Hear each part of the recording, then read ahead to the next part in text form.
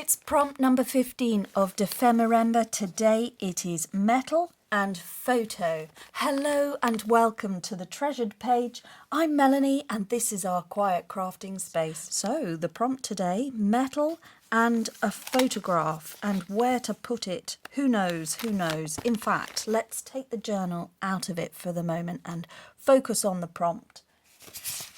So the animal being given today is the flamingo.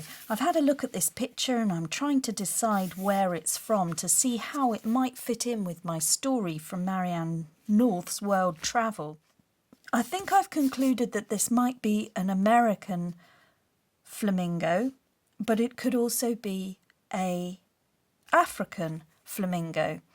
In any case, I think that because we're going to be looking at metal, it may be that this could be a movable piece of ephemera, something that could live in any part of the journal. So where we're not sure where the ephemera may go, I think that would be okay. I was thinking, have I got any other kind of flamingo that I could be maybe smaller and do something with? And I've found a little paper gift tag, which is really cute. It's got a little flamingo there, and I've looked that one up, and I think that this is a flamingo from Chile. This could be my American flamingo or my African flamingo, and there are flamingos in quite different places all over the world, so it's rather fun. And then I'm going to use that for my prompt because this may be too big. And for metal, I'm bringing in my metalwork bits, and I think I'm just going to keep things simple, and I'm going to make some paperclip embellishments for the journal, so some ephemera. And if you've been following along with my podcast, you'll have heard how I came by this piece of jewellery, and here it is. So this is the find of the week from a charity shop for very few pence. I have got this lovely charmed necklace, so I shall be taking that apart. Some of the charms have been broken, but I think they have been put back on here somehow, and I think that I can make something out of that may be a dangle, a swinging thing, or I could have paper clips on charms.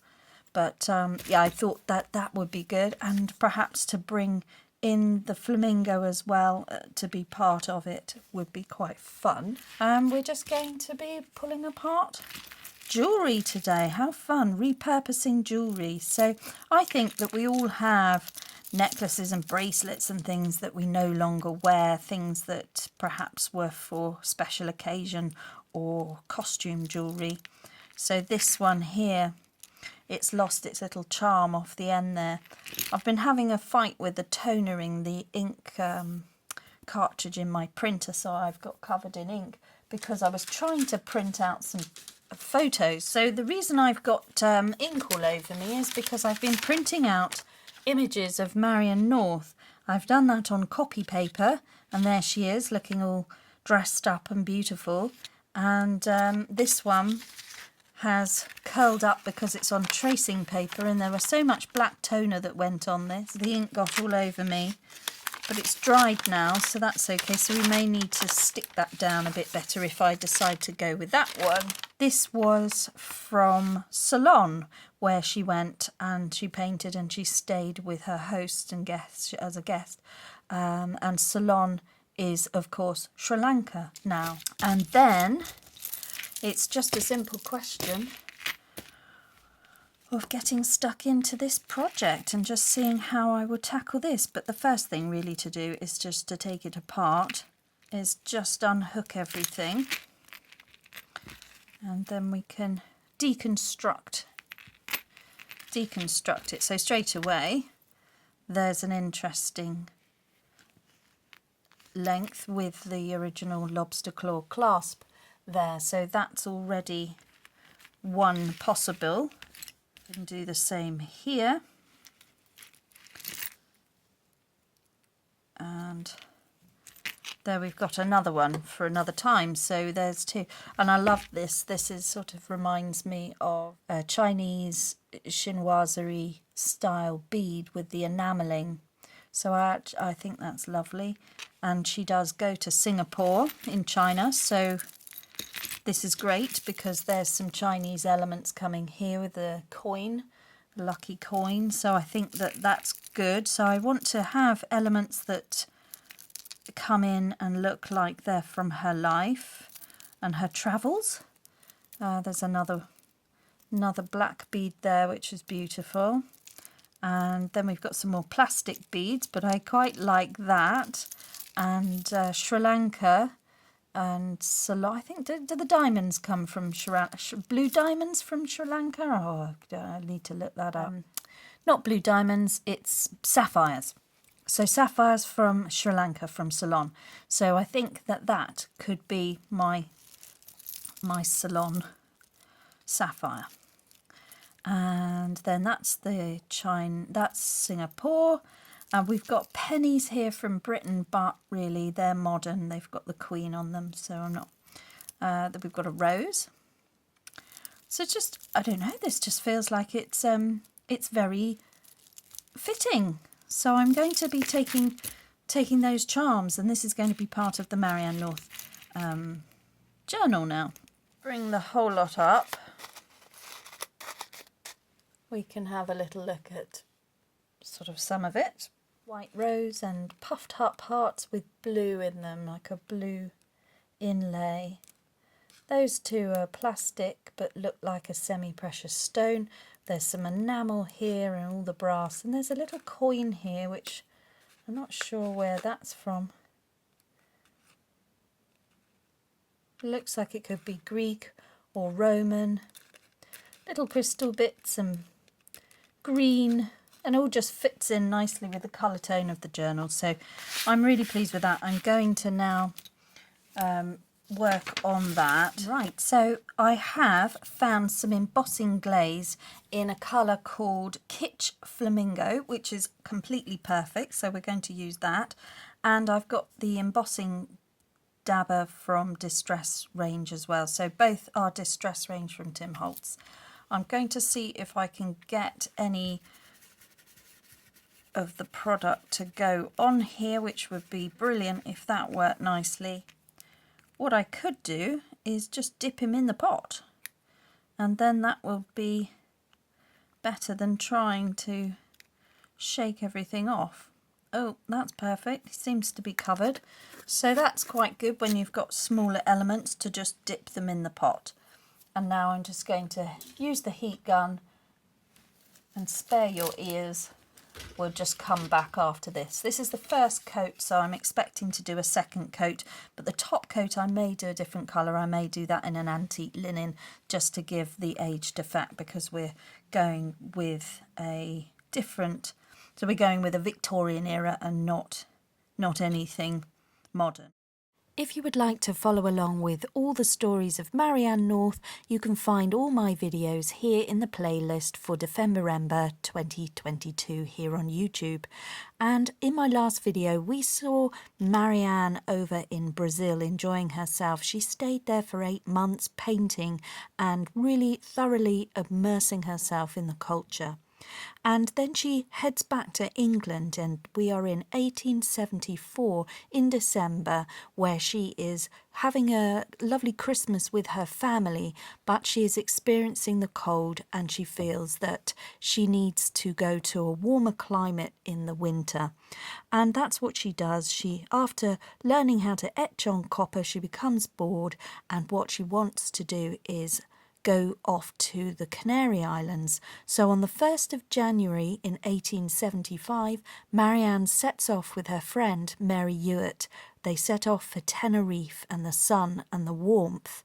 But after a fortnight on the island, Miss Ewart decided to leave, which was to the delight of Marianne, who had to have these female travelling companions, but very quickly got fed up with them, and the feeling was often mutual, because Marianne wants to paint, she wants to focus, she doesn't want to sightsee too much, because she's there for a purpose. She's there to work, and she's there to bring back paintings of botanical upstanding and worth, things that she can show off to the scientific world, and that isn't for everybody to sit around and watch her do. So she is left to paint, and she thoroughly enjoyed that, being on her own and being able to get on with what she needs to do. So she found that in Tenerife the people were very friendly, and once they discovered that Marianne was a painter, they kept bringing her quantities of beautiful specimens for her to paint. And she met lots of Spanish noblemen and women, and they were all very highly upper class in a way, I suppose. She described them as the bluest of blood, and she didn't necessarily love to be around that type of person. She loved people. She didn't mind too much where they came from or any of those things. It's that she had these letters of introduction, which meant she was being introduced to people of higher society, which enabled her to get to other places and have contacts elsewhere. But actually she was more enthralled by the local inhabitants, and she loved to see the local dress, the men with the high top boots and the blankets around their necks and the huge Rubens style hats, and she loved the women with their red and black petticoats and their brightly coloured shawls. And she visited all round the island. She liked to see the fine views from the hilltops, and she was taken by Spanish noblemen who, much to her embarrassment, insisted on walking arm in arm over ploughed fields and slippery pavements, which were at the angle of 45 degrees, and when you're in heeled shoes it's not the easiest. So she was thrown together with a few of these noblemen. I don't think she minded too much. She was particularly impressed by the dragon trees, and she made several studies of them, but she did feel very deeply sad that they were being bled very often for the sap, which contains a dye, and that's known as the dragon's blood, and it's the dye, red dye, that they use. And she was getting a bit worried, a bit perplexed, and she saw lots of fields. She painted lots while she was out there, cactuses and prickly pear cactuses and things like that. And then by May she was back in London, and what she was going to do next was to plan her trip to Japan. This was the big one. This is where she wanted to go. She'd been trying to get to the Orient for a long time. Ever since she was given this wonderful bunch of flowers from Kew Gardens, she has always wanted to go and paint in places like Japan and Singapore. So she was very keen to do that. And by August she was off to Japan via America with her newfound friends, who had in fact suggested the trip. So this time, en route to America, she took a different way. She didn't go to Boston and New York. She avoided that. She'd been there, done that. She wanted to go a different way. So they journeyed to Quebec, and then they went on to Chicago and Salt Lake by train, and that's how they did that. So what we'll do is we'll leave that there, and we'll have a look at the American leg of the journey, and then we will move on. She goes to California, she goes to San Francisco, and she stays in the Nevada mountains and paints. And we have looked at some of those paintings already, so we won't touch on that too much, but I will talk about it in the next video. Okay, here we are. I'm not unhappy with the colour here. It looks like an enamel. You can see that it's a flamingo when you look up close. I think the best thing for it is just now we build up our idea here. So we've got the green. We're going to bring in the flamingo, and then probably want these colours coming in as well, and then something else just to tie it all together. Maybe the black one there. And here we have the clip. I'm really pleased. I've got the flamingo on there. I'm not sure how long it'll stay, but it's so fun, and all the little bits to play with and have a look at, including the coin, the heart, and this lovely green bead brings in the green tones, and it's all just quite sweet. Hanging from the top, I think it will just look good either in the centre of the journal. Here is an interesting trinkets to be found, which is quite fun because I've got this here, and I may even have a picture of Marianne there, which will be quite nice. So that's one idea, unless I come up with something else. I don't want to commit to that at the moment, but I think what I will do is have it on the spine. So I'll just put that on here, and that will just clip on there. That'll clip on there like that, and then that becomes a fun bit there.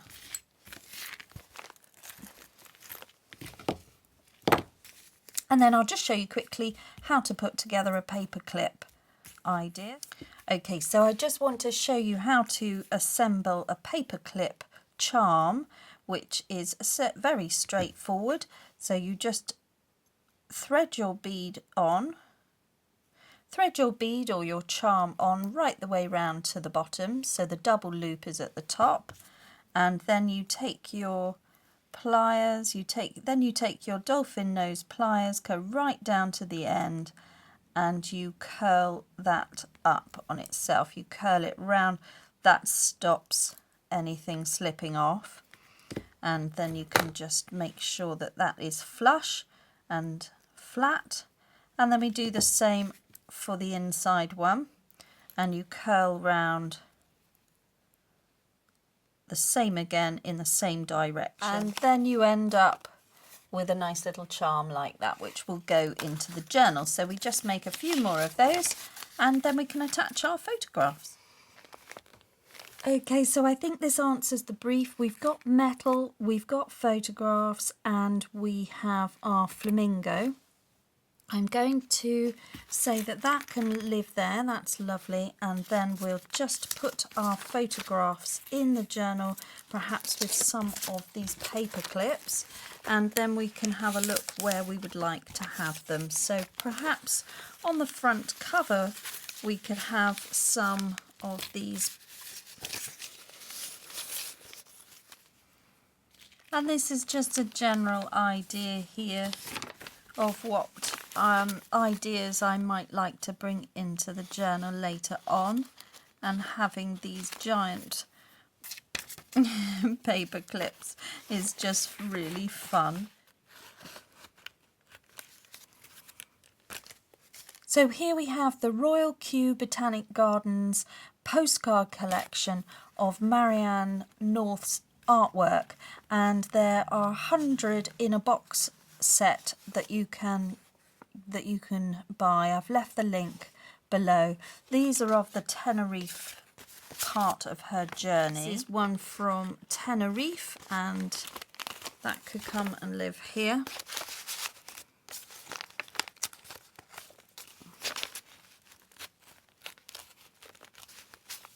And then that can help hold in my banana leaf idea there, and that could be on there, and it just gives a nice little swing dangle. And then I've got a spare one here for something else, and I might like to add some postcards of her Tenerife journey, and they could perhaps live in there.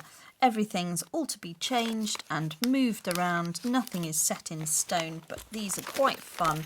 And then you can see it's a really fun little project. I've enjoyed that with the metal, and then being able to attach my photographs, which I can back and embellish and decide where I want to put them at a later date. Lovely little rose there holding the photos of our artist Marianne North.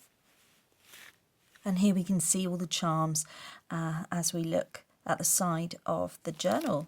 And what I will do is have a nice closure here as well, where it can be tied up with ribbon to match in with that, I would think. And yeah, it's all coming together. And then we of course got this really fun spine dangle. So there we go, that answers everything. I hope you've liked that and that was good. If you want to watch how I've made this from start to finish, do have a look at the playlist for Dephemerember, and all the prompts and all the videos are in that one playlist here on YouTube. And if you'd like to head over and have a look at the gallery pictures over on Ko-fi, you can see some more close-up detail of all the things that I've been up to within this journal, and all the videos are listed there as well. If you'd like to hear about my junk shop find and how I came to find all the charms and everything, there's details of that of my latest podcast, episode 16. So there we are. Thank you very much for joining me today. I'll be back very soon with the next prompt, and above everything else, just slow down and make crafting time for you. Bye-bye now.